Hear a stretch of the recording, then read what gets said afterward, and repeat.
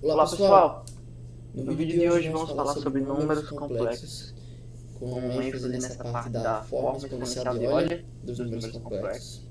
Números complexos é uma representação de um número que está fora, não necessariamente, na verdade, não fora do conjunto dos reais, mas que engloba todos os reais, o conjunto dos complexos engloba todos os reais, e um complexo puro, por exemplo, é um complexo que tem uma parte imaginária vezes algum coeficiente. Vou dar um exemplo.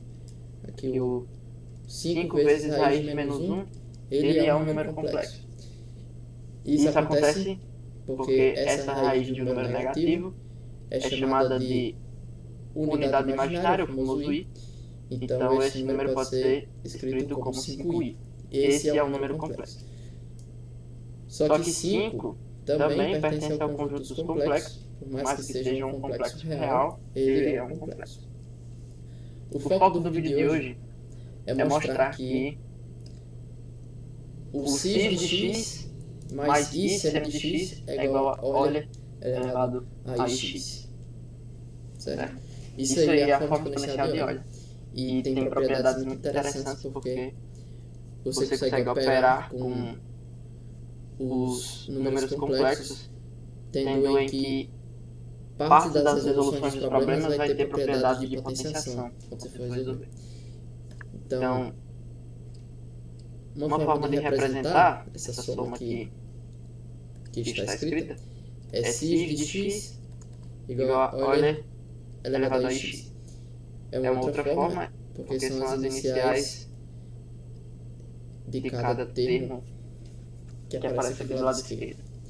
O c de cosseno, o i de unidade imaginária e o s de seno. Então, o sin de x pode ser escrito como Euler elevado a x. E vamos já mostrar essa expressão. E depois vamos falar sobre a identidade de Euler, que é a expressão mais bonita da matemática, que é esta aqui. Euler elevado a i mais 1 igual a 0. Você já deve ter visto ela em algum lugar. Se não viu, ela é considerada a expressão mais bonita da matemática, porque tem as principais constantes, que é o número de Euler, o i, o π, o sinal de mais, o 1, o sinal de igualdade e o 0. Então, ele tem as principais operações da matemática, tem o sinal de igualdade, tem o 0, tem o 1, tem o Euler, tem o π e tem o i. Então, é considerada a expressão mais bonita da matemática. Então, para demonstrar essa expressão, nós vamos usar o teorema de Taylor, que é um teorema que é do cálculo, mas não é nada absurdo. Ela fala aqui, ele fala na verdade, que funções que são infinitamente deriváveis em um certo intervalo, então se você pega uma função e recortar um intervalo de a até b, e ela for infinitamente derivável dentro desse intervalo, você consegue aproximar ela a um polinômio, em que esse polinômio é chamado de polinômio de Taylor. Então eu vou mostrar aqui, por exemplo, que o cosseno de x ele pode ser escrito da forma a0 mais a1 vezes x mais a2 vezes x2 mais reticências mais infinitamente. Vou colocar mais alguns termos só para ficar mais elegante. Isso acontece para o cosseno, isso também acontece para o seno, porque o seno também é uma função infinitamente derivável. Fica dessa forma.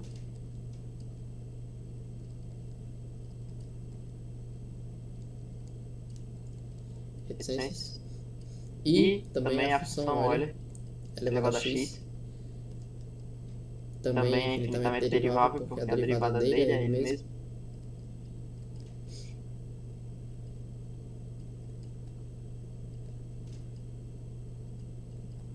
Pronto. O teorema de Taylor diz que, como essas funções são infinitamente deriváveis, nós conseguimos fazer um polinômio com esses coeficientes que a gente não sabe quanto é ainda, mas eu vou mostrar quanto vale eles. E que, quando você escrever esse polinômio, você substituindo esse x por, ali no caso do cosseno, substituindo o x por 0, isso aí vai dar 1, porque o cosseno de 0 é 1. Se você substituir por π sobre 2, isso aí vai dar 0, porque o cosseno de π sobre 2 é 0. Mas esse teorema, ele só funciona com aproximação. Quer dizer, quanto mais coeficientes você adicionar a essas somas, mais próximo vai ficar do valor real deles. Então eu vou mostrar como achar esses coeficientes, que é derivando várias vezes. Primeiro aqui. Fazendo cosseno de 0, você vai ter que A0 mais A1 vezes 0, mais A2 vezes 0 ao quadrado, mais reticências. E isso, como todos esses termos que estão multiplicando 0 dão 0, então dessa soma toda só fica igual a 0. E o cosseno de 0 é igual a 1. Então já achamos que o A0 é igual a 1. Vamos derivar a expressão inicial. Então derivando a primeira vez. Está assim, primeira derivada.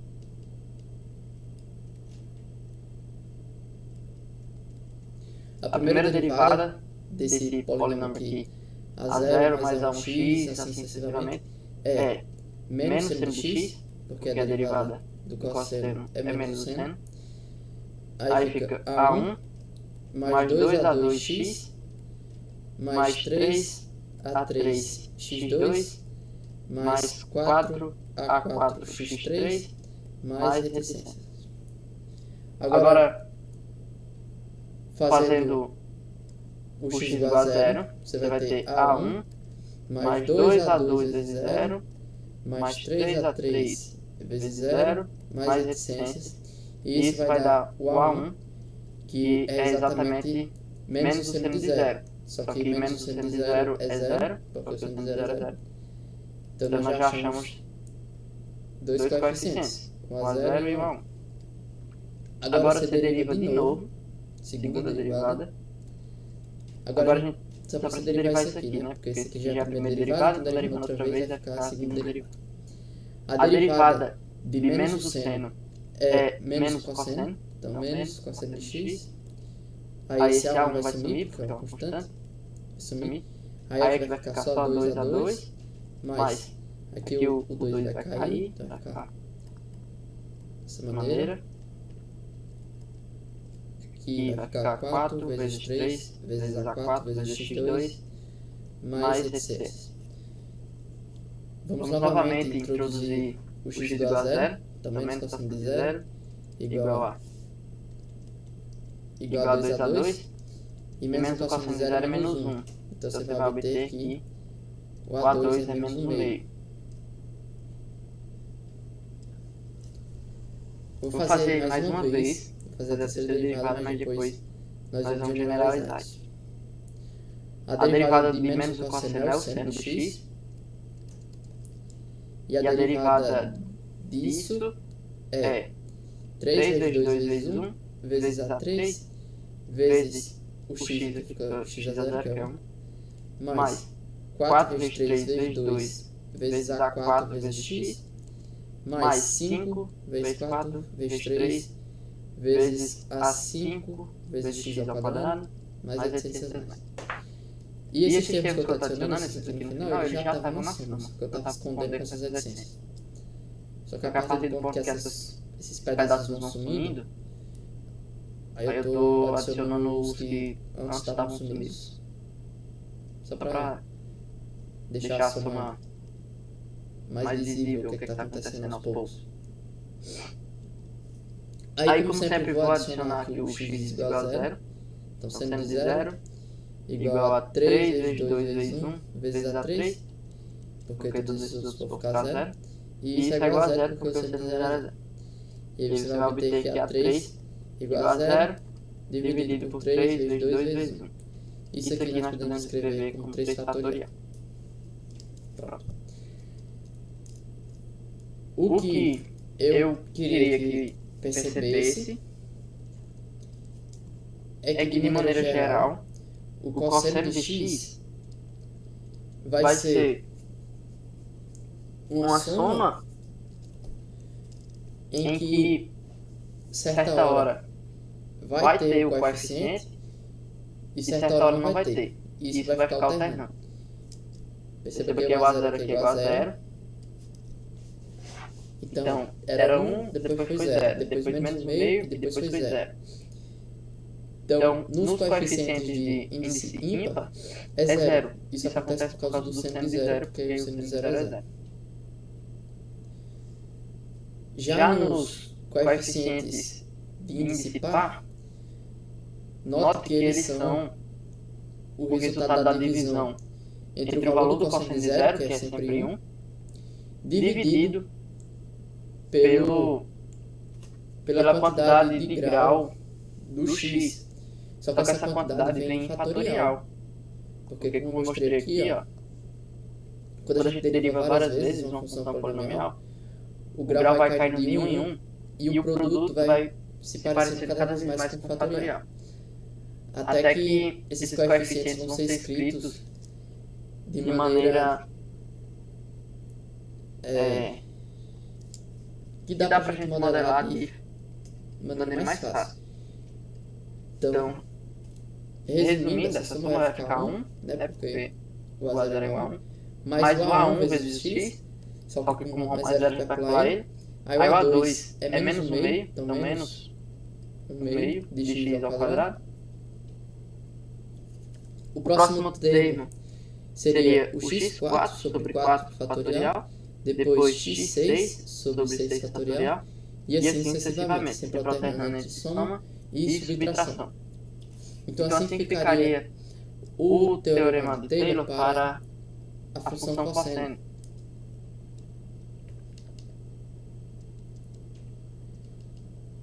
Note que menos 1 meio também é menos 1 sobre 2 fatorial, porque 2 fatorial é 2. Então nós podemos escrever dessa forma. E aí fica com um exercício para quem está assistindo aí, mostrar que o seno de x é igual a... Eu vou olhar aqui no meu papel que eu escrevi, que eu fiz aqui antes de começar o vídeo. Que o seno é x sobre x ao cubo sobre 3 fatorial, mais x à quinta sobre 5 fatorial, menos x7 sobre 7 fatorial, mais e menos alternando assim sucessivamente. E depois você pode fazer para o Euler elevado a x, e esse é mais fácil, porque o Euler elevado a x tem uma derivada bem fácil, que é ele mesmo. Aí fica dessa forma aqui.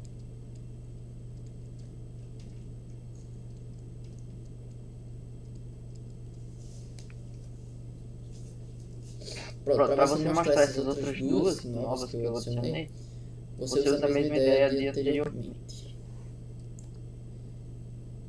Vai fazendo as derivadas e vai fazendo x igual a 0.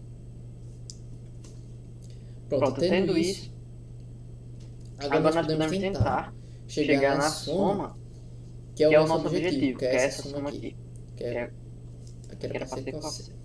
Cosseno mais i vezes seno de x. Então vamos fazer isso aparecer por esses dois resultados. Então vai ficar assim: cosseno de x mais i seno de x é igual. Cosseno de x vai ficar normal aqui, 1 menos x2 sobre 2 fatorial, mais x4 sobre 4 fatorial, x6 6 fatorial. Aí mais i vezes essa soma. Então x menos x3, aí x5,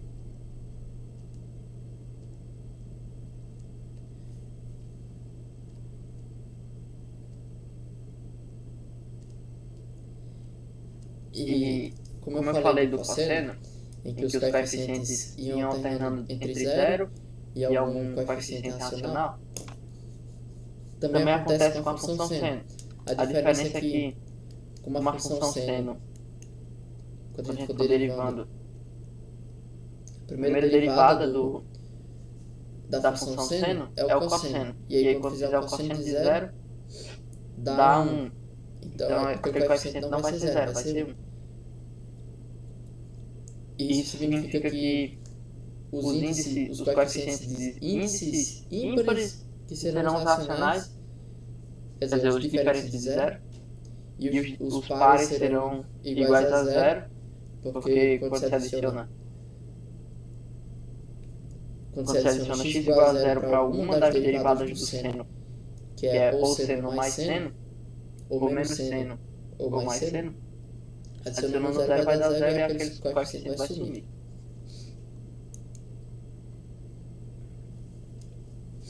Vou mexer nessa soma aqui para ficar os termos consecutivos, de graus consecutivos. Então, vai ficar 1 mais i vezes x menos x2 sobre 2 fatorial.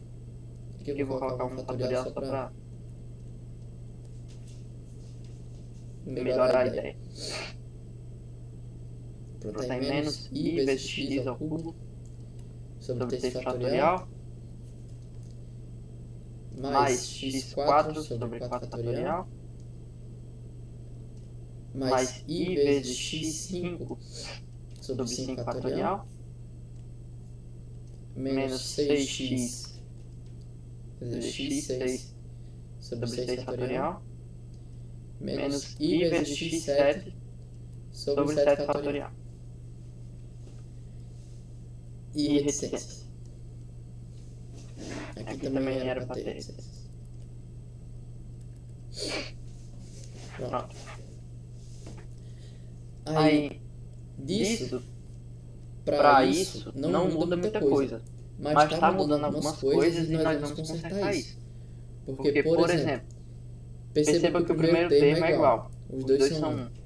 Só que o segundo, aqui está multiplicando por i e aqui não está multiplicando por i.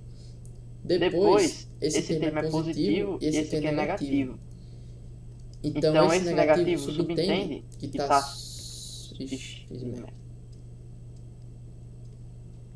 Esse negativo está subtendido um i ao quadrado aqui. Da mesma forma que esse menos i também pode ser escrito como mais i ao cubo. Porque i ao quadrado é menos 1, aí quando você multiplica por i de novo, fica menos i. Aí esse mais aqui já era mais, né? Porque eu apaguei. Só que fica i a quarta, porque i elevado a 4 dá 1. E assim sucessivamente. Né? Aqui é i a 5, i elevado a 5.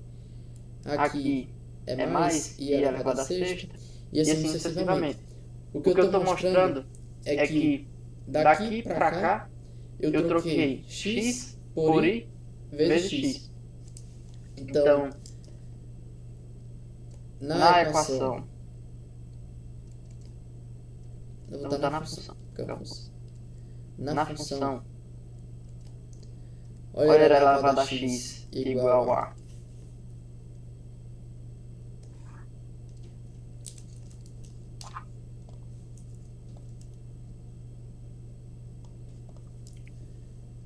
Então, nessa função, nós vamos trocar o x por i vezes x.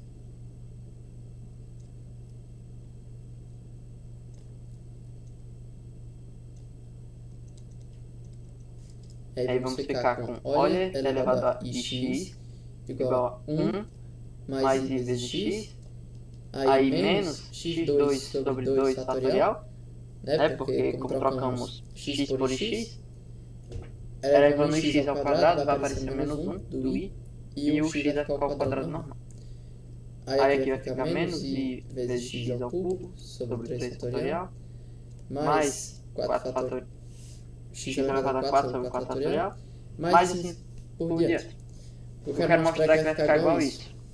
Então, conseguimos provar a nossa expressão, que é essa aqui. Então, vou dar assim,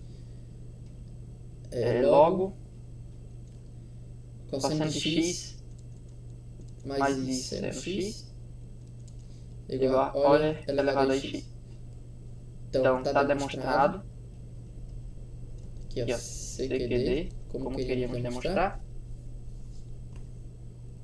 E agora vamos falar sobre as propriedades que isso nos garante, que é a parte mais importante de saber que isso aqui é verdade. A demonstração não é tão importante, claro que ela expande o conhecimento e como fazer as manipulações nesse tipo de caso. Mas o que mais importa é a propriedade. Então, vamos falar sobre as propriedades.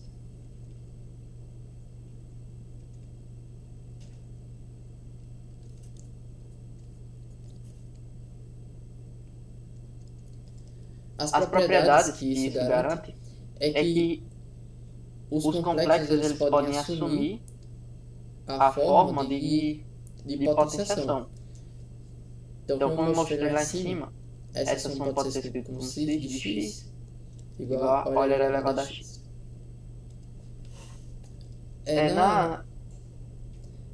No princípio de tudo, no plano de Argand-Gauss, ou no plano complexo, você sabe que aqui é a parte real do número imaginário, a parte real de Z, e aqui é a parte imaginária de Z, a parte imaginária do complexo Z.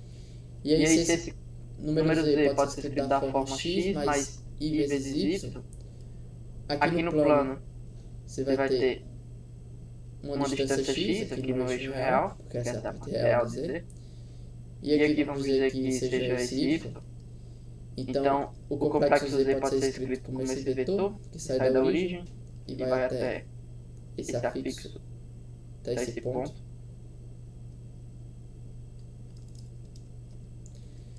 Esse tamanho, a intensidade desse vetor, é o módulo de Z. Então aqui é o módulo de Z. Esse aqui tamanho é a parte real de Z.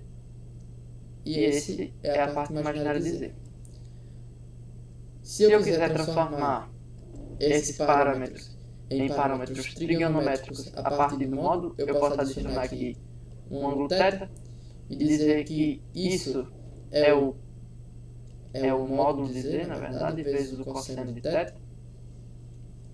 E esse tamanho aqui é o módulo de Z vezes o seno de θ. Porque esse aqui é o cateto oposto em relação a esse ângulo θ. E esse é o cateto adjacente em relação a esse ângulo θ. Então, como o complexo Z pode ser escrito dessa forma, eu posso trocar x por módulo de Z vezes o cosseno de θ, mais i vezes o y, que é o módulo de Z vezes o seno de θ. Aí colocando o módulo de Z em evidência, vai ter cosseno de θ mais i vezes o seno de θ, que é o sin de θ. Pronto. Então essa aqui é a forma polar de representar um número complexo. E é essa forma que é útil para representar os complexos de modo a obter as propriedades de potência dos complexos. Então vamos falar dessas propriedades. Tá aqui o produto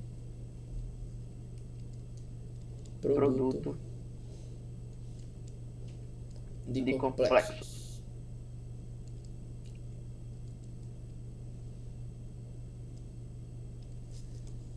Como eu já vim dizendo, esse módulo Z escrito da forma módulo de Z vezes o sin de θ também pode ser escrito como módulo de Z vezes OL elevado a Iθ. Porque essa parte aqui foi a demonstração de antes. Isso aqui. Isso aqui. Pronto. Então seja o complexo Z igual ao módulo de Z vezes o sin de θ. E o complexo W igual ao módulo de W vezes o sin de alfa. Então, se eu quiser multiplicar esse complexo, vou fazer Z vezes W é o mesmo que o produto entre seus módulos, que é o módulo de Z vezes o módulo de W, e o produto dos seus x's. Esse plural não existe. Só que o sin de θ é OL elevado a Iθ, e o sin de alfa é OL elevado a I alfa. Como são potências de mesma base, eu posso repetir a base e somar os expoentes. Colocando em evidência vai aparecer θ mais alfa. E OL elevado a I θ mais alfa é igual ao sin de θ mais alfa. Então o produto desses complexos é o produto de seus módulos vezes o sin da soma de seus argumentos. Pronto. Essa aí é a parte boa. E também tem a divisão. Vamos fazer aqui a divisão.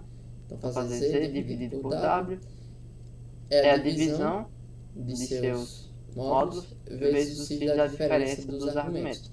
Então, θ menos alfa. Isso porque quando a gente for fazer a divisão, L elevado a I θ, dividido por L elevado a I alfa, vamos ficar com L I θ menos alfa. Também propriedade de potenciação.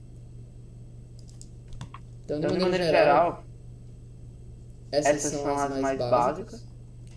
Agora tem as de potência, quando você eleva um complexo Z a N, a potência N, vai ficar o módulo elevado a N vezes o cis de N θ. Isso aqui porque quando você for elevar o óleo, é elevado a I θ a N, você vai usar a propriedade de potência e aí vai ficar N θ. Porque potência sobre potência você multiplica os números, né? Se tiver aparente, então é isso. Aí vamos para o exercício. Eu trouxe um exercício que é para fixar essa parte que é bem importante sobre as propriedades de potenciação de números complexos. Esse aí é o exercício. Seja Z um complexo de módulo unitário. Então, isso aqui significa que o módulo Z é igual a 1. E N nos naturais. Mostrar que o seguinte complexo é real. Esse complexo aqui pertence a números reais. Como eu disse, ser complexo não anula ser real. Porque os números complexos é o maior conjunto. Aí depois tem os reais aqui. Então aqui estão os reais e aqui são os complexos. Então o número real, que ele está aqui, também está dentro dos números complexos. Por isso que ele está dizendo que provar que o complexo é real.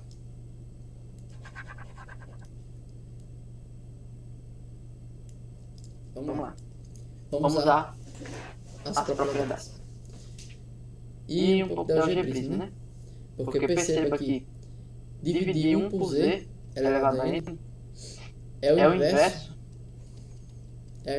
de Z elevado a N. Só que Z elevado a N é Z elevado a 2N sobre Z a N.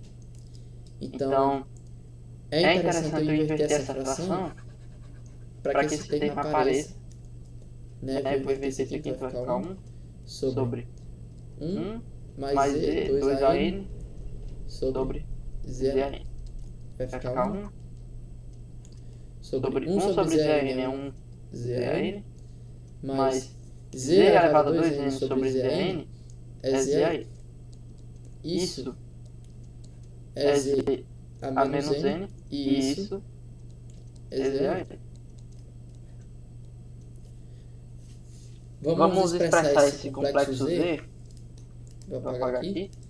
Então vou dizer que Z é módulo de Z vezes o cis de alfa. Só que como o módulo de Z é 1, então fica Z igual ao cis de alfa, simplesmente. E aí temos que Z a menos N é cis de menos N alfa e Z a N é cis de N alfa.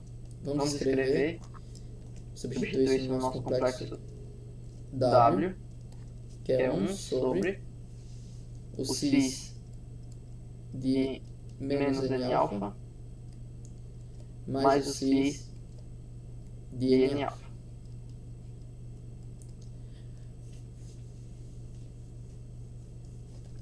Vou abrir essa conta do cis, que vai ficar cosseno de menos N alfa mais I vezes o seno de menos N alfa mais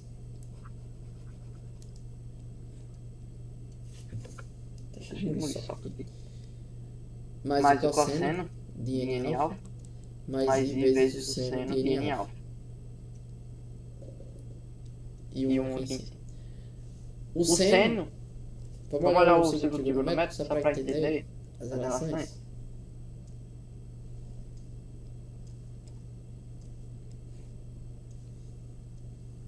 Que é o eixo do seno, e aqui do cosseno. O cosseno de N alfa, vamos supor que ele esteja aqui, o N alfa seja esse ângulo, N alfa. Então, menos o cosseno de N alfa é isso aqui, esse tamanho. Isso quer dizer que esse e esse têm o mesmo tamanho. Porém, o seno, olha o seno aqui, eles se anulam, porque o seno de n alfa é menos o seno de menos n alfa. Então esses dois termos aqui vão se cancelar. E aí eu vou ficar com 1 sobre cosseno de menos n alfa mais o cosseno de n alfa. Como eles são iguais, pelo que eu mostrei aqui, então vou escrever só 2 vezes o cosseno de n alfa. Pronto. Isso é suficiente para mostrar que é um número real, porque o cosseno é um número real. E se o cosseno é um número real, e estamos fazendo operações entre números reais, não tem nenhum parte imaginária aí. Então esse número aqui pertence aos reais, que era o que a gente queria provar. Então, fica aí o vídeo sobre os números complexos. Tá aí tudo. Usamos o teorema de Taylor para fazer as aproximações das funções e achar os coeficientes. Aí esses coeficientes, por causa das repetidas derivadas, vai aparecer no fatorial nesses coeficientes. E por causa disso fica nesse formato, essas funções. Quando a gente soma essas duas, multiplicando o seno por i, dessa forma, a gente nota que a alternância de sinais acontece por causa das potências de i. Então, eu introduzi as potências de i na soma, fiz elas aparecer, ficar explícitas. E aí, lá na função Euler elevado a x, eu troquei x por i vezes x. Dessa forma, vai aparecer essa alternância de sinais, como aparece nessa soma, e eu pude igualá-las. Depois disso, a gente usou nas propriedades, mostrei como escrever um número complexo em sua forma polar, aqui é a sua forma algébrica, e mexi até chegar na forma polar. Aí da forma polar, como aqui tem um x, eu transformei na forma exponencial, que é essa aqui, e a partir disso vem as propriedades, que é o produto de complexo, que é esse aqui, e essa segunda parte aqui é a divisão de complexos. Então no produto de complexo você pode somar os argumentos, e na divisão você pode subtrair. E por fim fizemos o exercício. Então até mais, e até um próximo conteúdo aí legal que eu for fazer.